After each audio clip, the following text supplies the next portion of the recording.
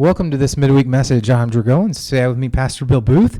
We are continuing our Bible People A to Z. We are on the letter S this week. So several honorable mentions. We could go Saul. My oldest child wanted us to do Simeon, and I said, so there's some good ones out there, but we landed on. I'm going to let you start the pronunciation here. Is that okay? That's no problem. I've referred to him as Sennacherib. He is a Assyrian king, and again, none of us can claim to have pure pronunciations, but Sennacherib is the way I have heard it, and it'll work. So, close enough. That's kind of Sennacherib. Sennacherib is kind of what I've... Sure. Which his origin story, we can say, is in 2 Kings 18 is where it kind of comes on the scene, and then plays out in 2 Kings 20, and then 22 and Chronicles, 2 Chronicles. Yes. Do you know what his name means? You tell me. I have some ideas, but you go ahead and tell me. So what I have found is has replaced the brothers. Yes. That's what his name could mean. So then I read, that is a strange name. So he could have been born after his brothers had passed. What is one interpretation that I read on that. So what did you? I found that, but I also found that the sin part of Sennacherib actually has a relation to the moon god, and then it's multiplying brothers, and so that's another way to look at it. But it's hard to say. Again, it's easy to read backward onto a lot of things, and hard to say what exactly was meant by that. So I'm not clear about exactly what his name meant. You say read backwards. This is important because some of these names, it's like, oh, that means laughter. I'm like, did it mean laughter before or after the fact? Like, we know it now because Sarah's laughing about it, but did it mean laughter at the time? So it's always interesting to me, some of these name meanings. Well, and even if it had that connotation, it wasn't understood as clearly then as it was later. Yep. So again, that's another... I think that one, in that case, I think it was pretty clear because the angel said it means laughter. She laughed, and guess what? You can name him. This is what you can name him. So I think sometimes it's a more clear connotation. I think other times it kind of makes, that makes sense. Yeah. That name really fits him. It's also this like self-fulfilling prophecy. Yeah, that's right. Your name means great farmer. Yes. And it turns out you are a great farmer. Or like, I don't know. Yes. So this Sennacherib is the king of Assyria. Correct. He has led the military against Judah and Babylon. Yes. Having more problems with Babylon. Is that fair? Yes. He also is in charge or leads Nineveh? Is that... Well, he builds the city of Nineveh. That becomes his capital, and he builds it, and it makes it a great city. And we still have, through archaeological finds, in a lot of museums, you'll find pieces of that time frame, and they're all from Sennacherib's rule because he was a great builder of that empire, but also of a city that had some incredible architecture and other things. So there are a lot of pieces still left from his. I mean, a lot of these civilizations come and go, and there's not as much left, but there's a fair amount of stuff left from his reign that we use as a example. And the other, I didn't realize this until getting into it, but the Assyrians are terrible. Like, so I say terrible, but like I use the example of like the Vikings were brutal. Yes. The Romans became brutal. The Assyrians were brutal. Like this is in that same vein.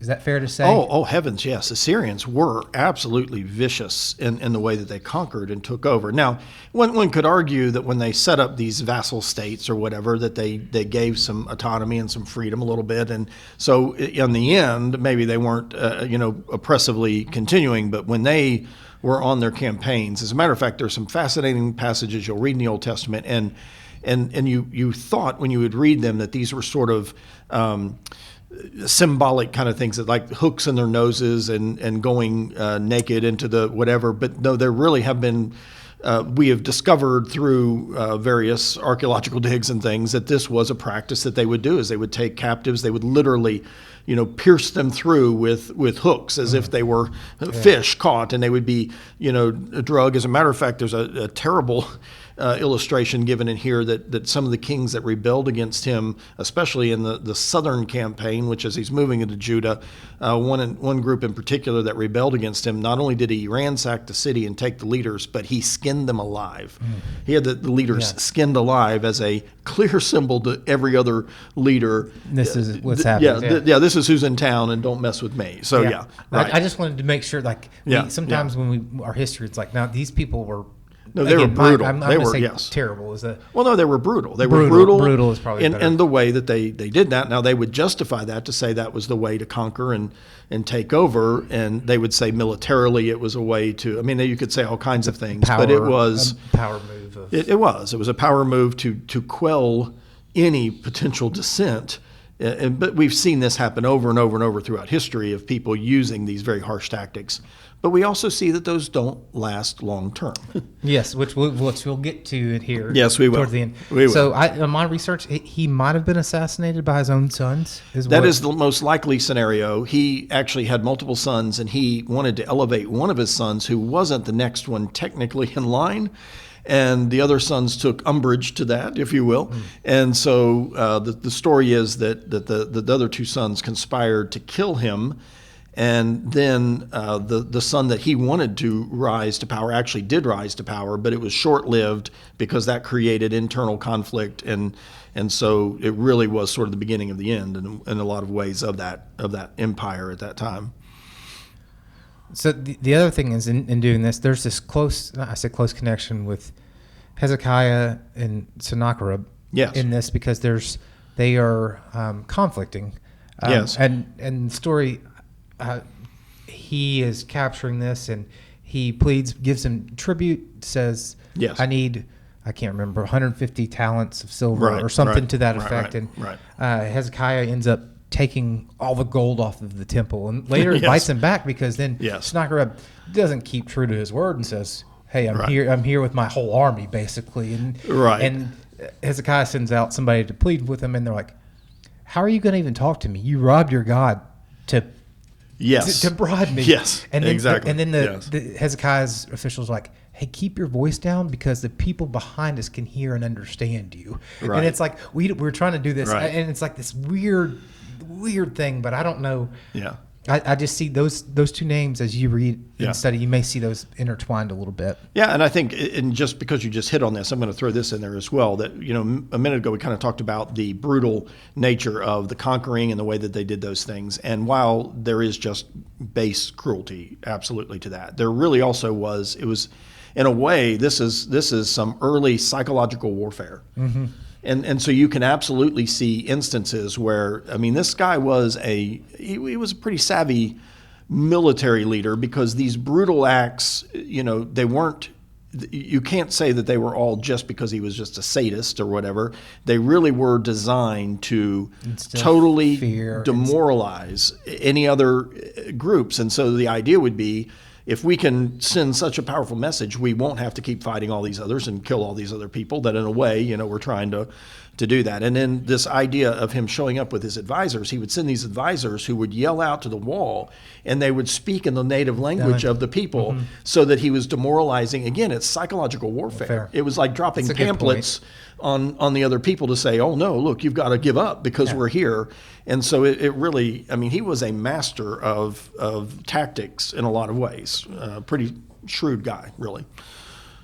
That reminds me a little bit of Harry Potter. It's like, hey, if you send Harry Potter out and everybody hears this, we'll spare the whole thing. And it's a little bit of that, like, it is, sure. Now everybody internal is turning on. So that's right, turn them on each other. So what's our kind of any more stories, or what's our? Yeah, let's back up for one quick second and talk about Hezekiah. Hezekiah is again, the kings get mixed reviews. As a matter of fact, usually they're worse than better in the kings. After David, it all kind of goes downhill.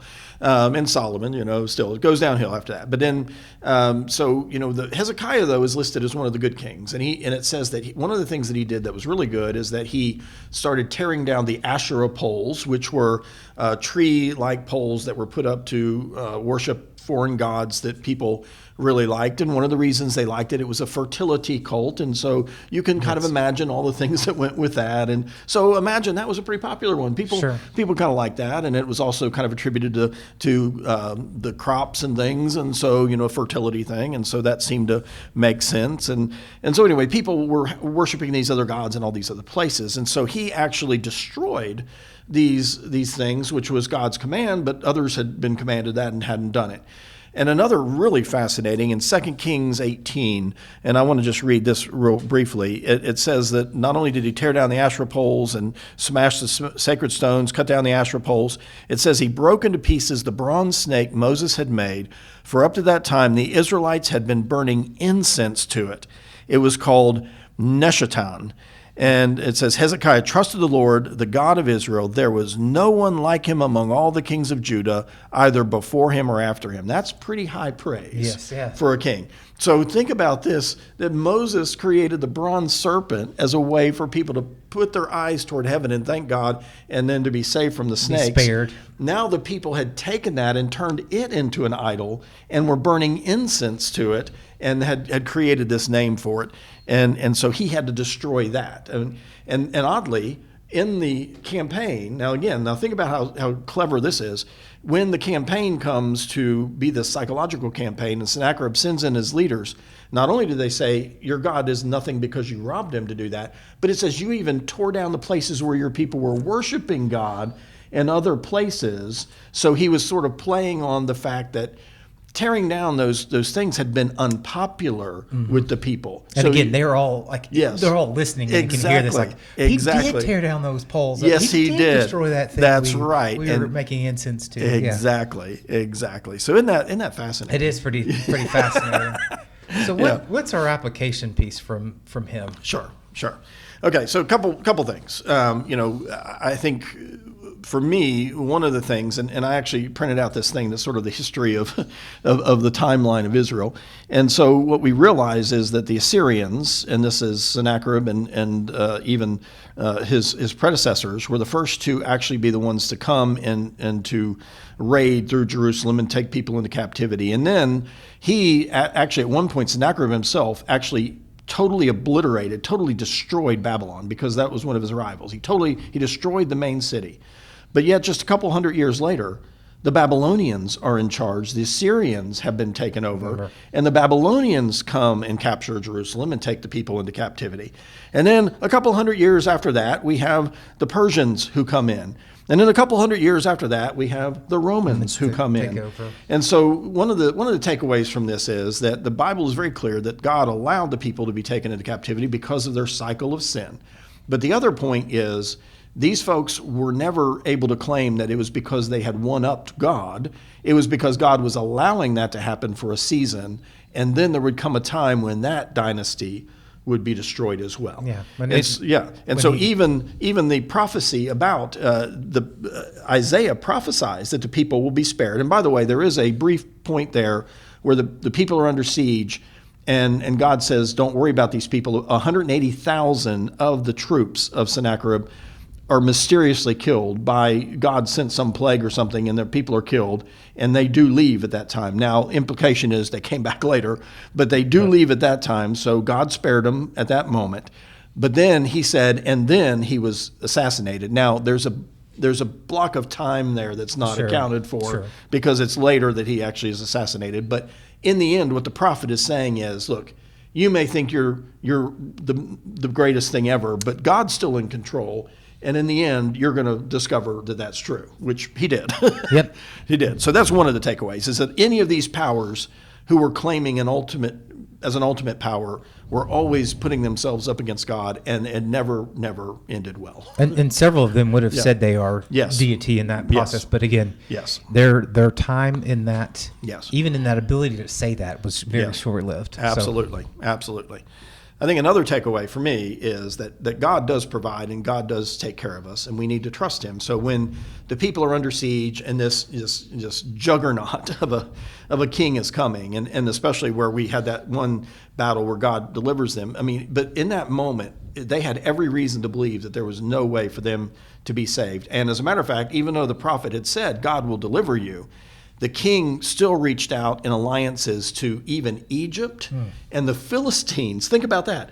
People that they'd been enemies with all of a sudden became companions to try to fight the greater, the enemy of my enemy. The greater evil. Right, right, exactly. And so, they tried to pull this kind of alliance together, and he's saying, don't trust in those things, trust in me. And God did deliver them for a period of time, but then ultimately the people were taken captive. And just for the sake of understanding this, by the time the Romans eventually come on the scene, we have the sacking of Jerusalem and the total destruction of the temple, and all of that happens around 70.